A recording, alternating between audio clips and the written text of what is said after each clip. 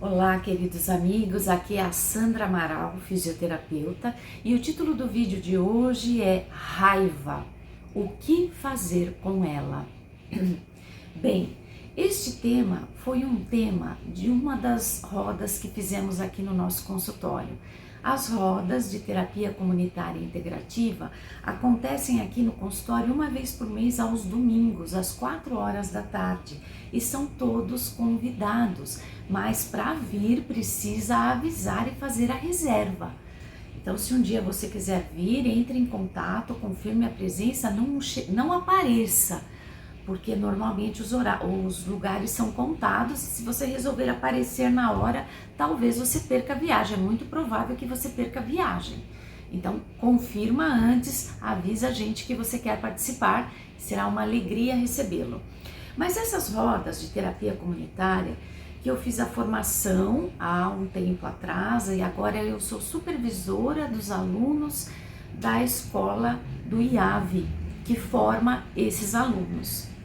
Eu sou supervisora de estágio. As rodas, elas são uma terapia muito especial, uma terapia que chega muito no povo, porque ela não depende de grandes teorias, ela não depende de uma sala, de um atendimento individualizado, ela pode ser realizada em qualquer lugar e ela pode ser realizada por pessoas treinadas nesta técnica. Tanto é que ela é uma das práticas integrativas do SUS, do Sistema Único de Saúde. As rodas de terapia têm mostrado grande impacto na saúde mental da população. Muito bem.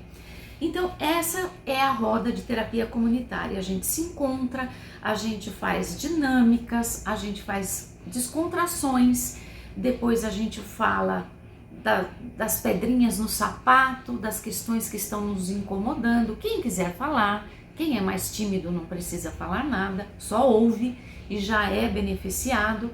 Depois um dos temas é votado e o tema que foi votado é o tema que encontrou mais ressonância nas pessoas ali presentes. Quer dizer, é o tema que as pessoas naquele momento, por coincidência, estão lidando mais com ele. Então as pessoas voltam, eu quero falar nesse tema porque eu estou passando por uma situação parecida.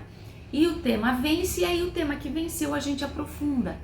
E a ferramenta de superação é a experiência individual de cada um dos participantes que já passaram por situações parecidas.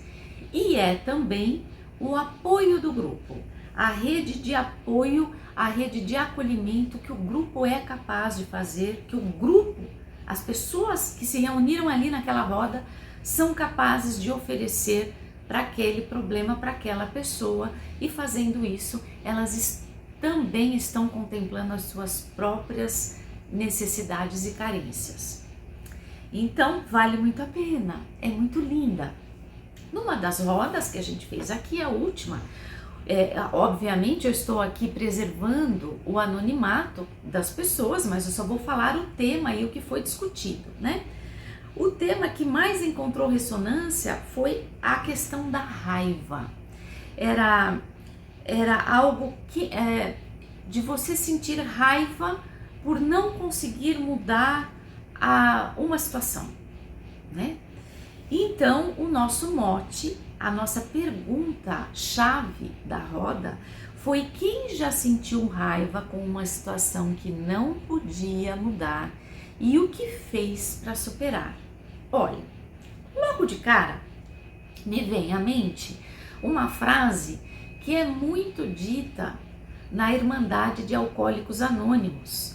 Eu presto uma assistência com florais numa dessas entidades, num grupo dessa Irmandade, e participo das reuniões sempre que eu posso, e eles têm uma oração belíssima que se chama Oração da Serenidade.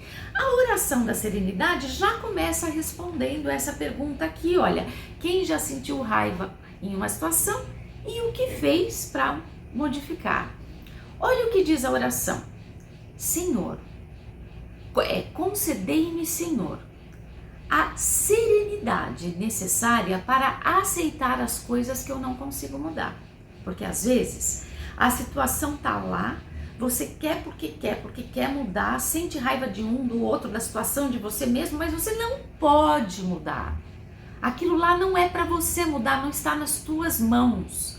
Você tem que aprender a entrar nessa situação, se proteger, dar a sua contribuição e se retirar. Às vezes não tem nada que você possa fazer para ajudar, às vezes. Então é por isso que na oração você pede: dai-me serenidade para aceitar as coisas que eu não consigo mudar. Coragem para mudar aquelas que eu consigo. Porque às vezes você está lá na situação, você fala: eu não posso fazer nada, e você pode fazer tudo. E a sua atitude, a sua lucidez, o seu enfrentamento vai botar ordem naquela situação.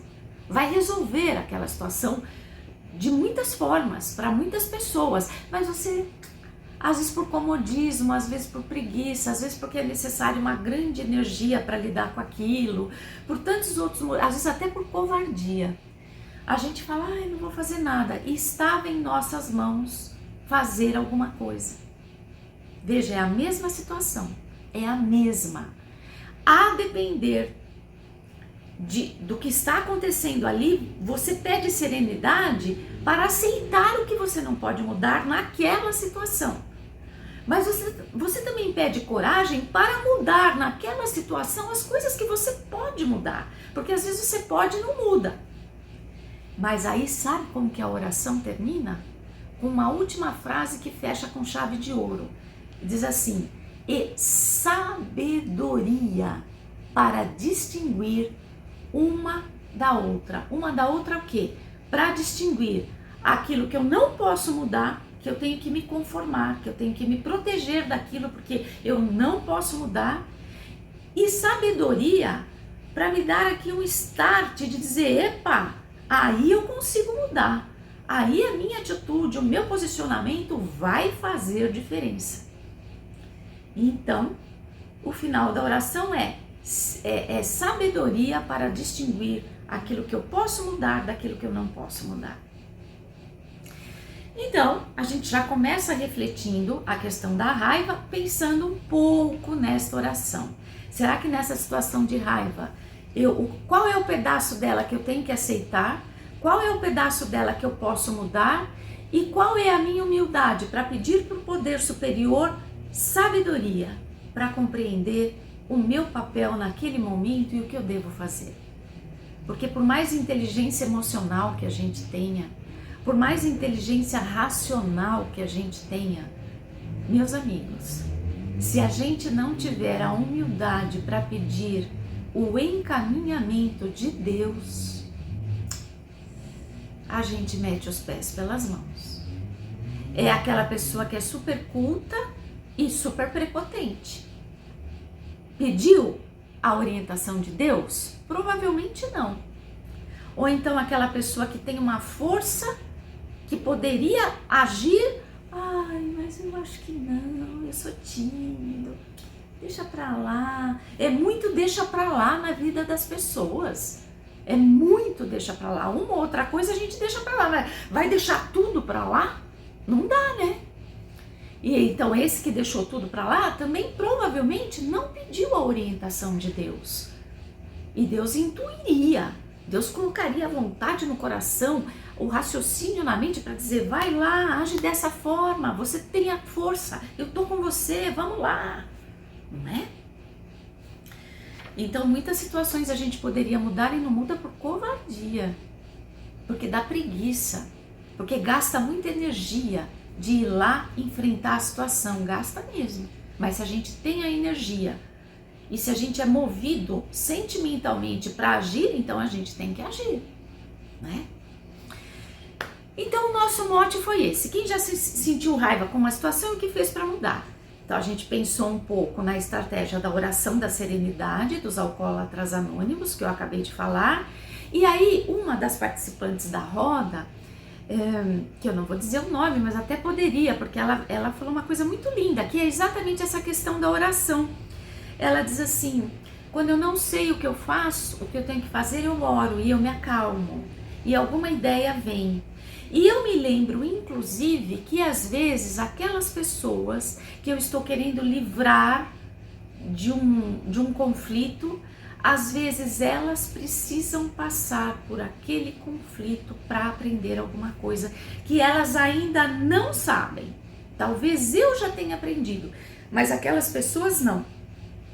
Então, nesse momento, a minha intervenção seria péssima, porque eu ia querer proteger todo mundo e as pessoas não iam aprender o que tinham que aprender com aquela situação. Mas Sandra, você está me deixando louca, como que eu vou saber quando que é uma, quando que é outra, quando que eu ajo, quando que eu não ajo? É difícil mesmo, mas o que é que a gente vai fazer? Orar, pedir ajuda para Deus e esperar, porque pequenos milagres e resposta de Deus acontecem todo santo dia na vida da gente. Agora, se a gente não tem olhos de ver e ouvidos de ouvir a ação de Deus na nossa vida, o problema não é de Deus, é nosso, né? Então a gente vai trabalhar, para construir essa possibilidade na nossa vida.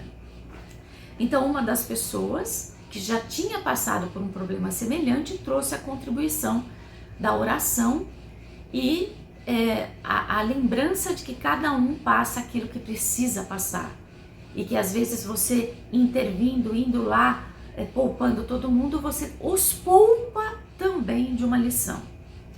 Uma outra pessoa trouxe a questão do silenciar. Vocês já ouviram aquele ditado? A palavra é prata e o silêncio é ouro. A palavra, eu ainda complemento. A palavra é prata, o silêncio é ouro e a atitude é diamante. Boca fechada, eu ajo. Eu faço o que eu tenho que fazer, o que me cabe, o que me é possível.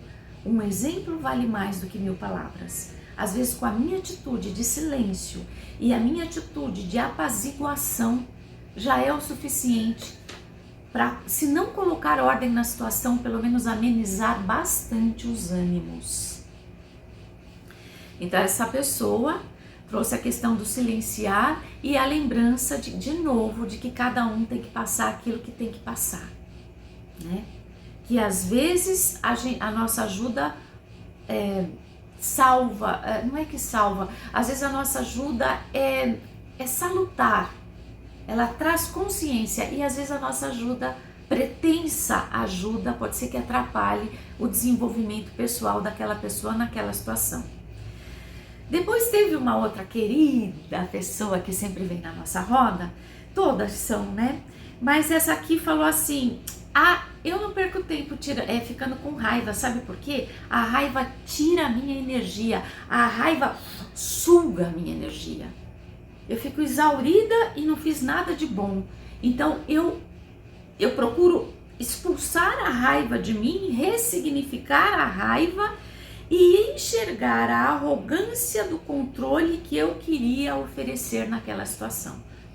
De novo, às vezes a nossa intervenção é salutar, ela ajuda, às vezes a nossa intervenção é pura arrogância da nossa parte, achando que pode resolver tudo, controlar tudo, mudar tudo, e a gente está atravancando aquela situação de fluir livremente como ela teria que fluir, para cada um aprender aquilo que precisa.